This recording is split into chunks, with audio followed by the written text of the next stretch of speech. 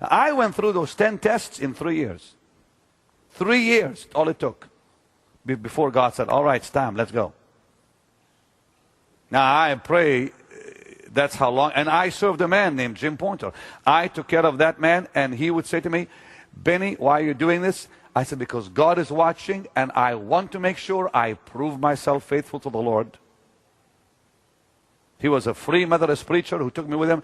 I would go with him everywhere he would preach, and I carried that accordion. It was heavier than me. But I served him, and then he had a stroke, and I even stayed with him then. He died and went to be with the Lord later, and he became a father to me in the Spirit. I served that man. I will tell you, I'm standing here and before the God I serve. If Jim was alive today, I would still serve him. Even though I'm in my own ministry, I still serve him.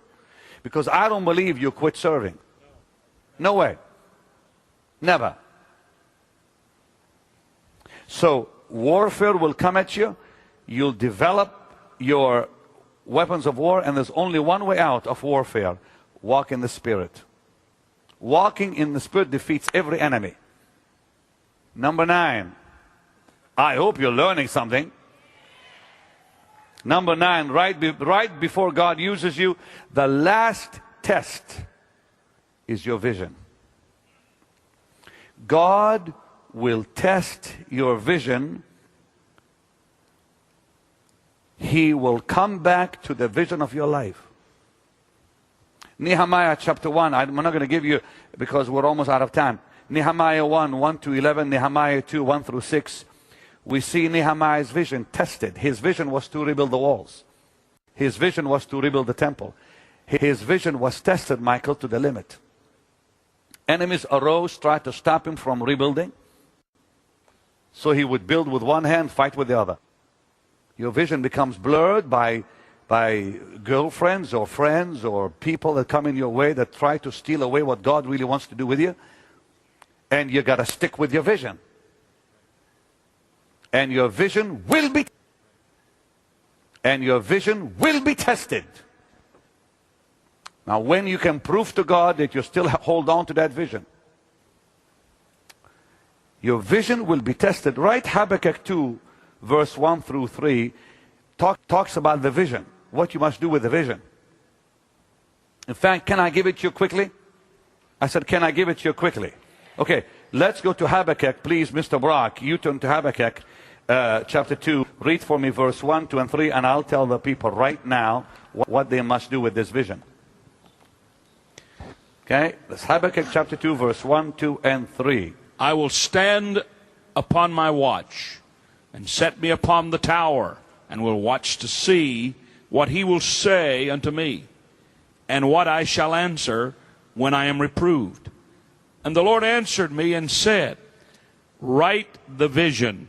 Now, the first thing you do when your vision is retested, rewrite it down.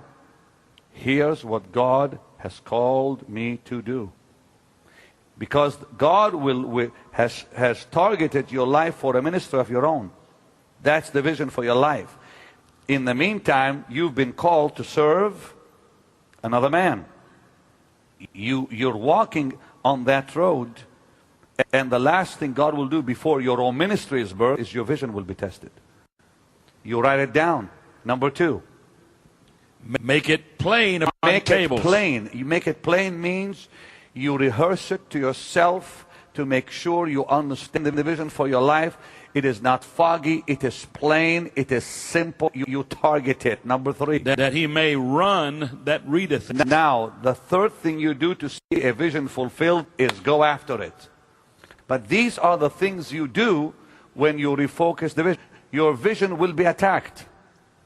Tested. That's the last thing that will happen before God promotes you. The minute you refocus on that vision, write it down, make it clear, go for it. Now comes the last and final test.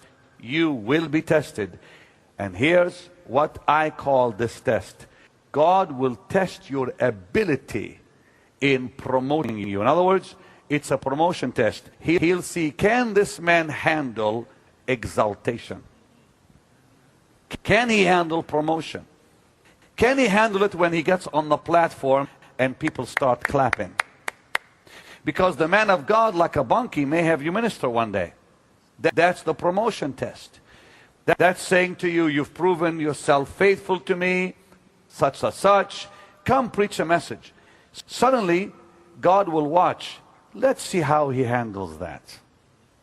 Will he become proud, arrogant?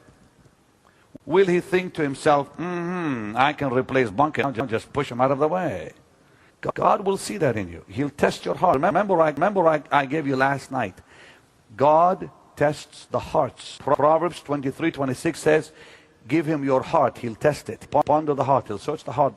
Jeremiah 17 tells us God searches the hearts. Now, when that time for promotion comes, God will see how you handle it. My promotion moment came. I'll never forget it as long as I live. I was in Toronto, Canada, at a little Methodist church outside Toronto. A fella who was a missionary in Honduras asked me to come with him. He was preaching on a Sunday morning. That was the first time ever I was behind a pulpit. I wasn't in the ministry yet. I wasn't in a healing ministry yet. I had no ministry. I was still serving Jim Pointer. And this dear precious missionary said, Benny, come up and speak. First of all, I used to stutter, so I couldn't talk anyways, which was a marvelous blessing at that moment. I just stood there, and amazingly, I was able to pray a very short prayer and went and sat down. And he said, but I wanted you to minister. What I said to him, I said, this is not my time. This is your service. I respect your office. I cannot take from you what doesn't belong to me. And I believe God looked at it and said, good boy. Because if I stepped in and pushed him out and began to preach and thought it was my service, I'll just be canceled out of the way. Be careful how you handle that last moment. That test, if I'm going to say something that may not be understood, but I'll say it. God is very sensitive about that. Don't dishonor his servant. Don't dishonor his servant by taking away from him his mantle before he gives it to you. Remember that Elijah's mantle fell from the chariot. Elisha didn't say to him, give it to me before you go. He would have lost his office. Did you hear what I just said? Elijah was on his way to heaven, and Elisha said, give me, I want a double portion. Now some people will say, wait, Elijah, don't go yet before I get the mantle now, please. Had Elisha asked Elijah for the mantle that was on his body, he would have been dismissed from the call. But while the chariot was up, the mantle was given to him by itself. God will give you the mantle. You won't have to pull it off the man's shoulder. Did you hear that? That's called the promotion test. He'll promote you. He'll give you a moment in the light. Bunkie is a gracious man. He'll say, come on, minister, I would love to bless you. Don't pull the mantle off his shoulders. It's still his. Let's all stand, please. That's my teaching for